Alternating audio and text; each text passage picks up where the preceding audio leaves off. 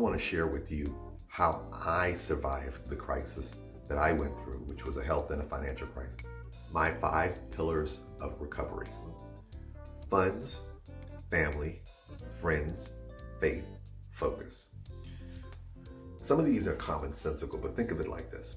Funds. One of the first things I did when I realized I was in survival mode was I started looking at, okay, where are my funds coming from? And don't sleep. If you ask me, what do you mean by your funds? No shame. I was looking at, do I have loose money around the house? Are there any savings accounts? Are there any investment accounts that I can liquidate? I was looking at, is there anything I could pawn? Yes, people. I went to the pawn shop a couple times.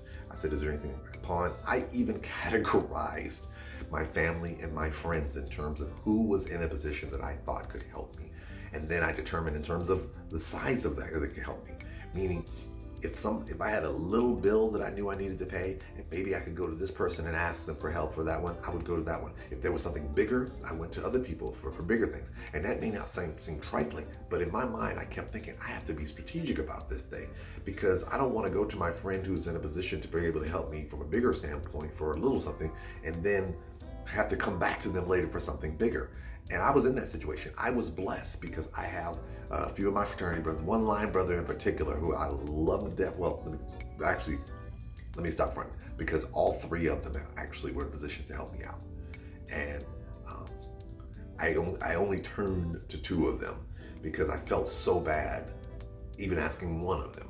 And they all stepped up when I needed them to in big ways. But how many of us have told ourselves, we started financing with somebody else's money? I convinced myself, I can't go into their money. I don't want to get in their funds. And I chose not to ask. So I was looking at funds, family, friends, faith, and focus.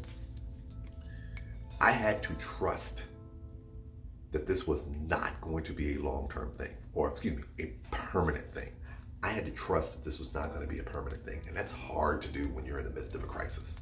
And so I had to do 2 things. I had to have faith that this was not going to be permanent, and focus to look on what's going to be on the other side.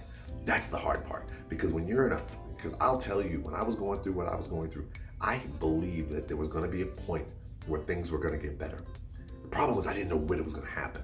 Like, I had money that was coming to me from the government that I knew was going to come to me from the government. The problem is I didn't have a clue when it was going to hit.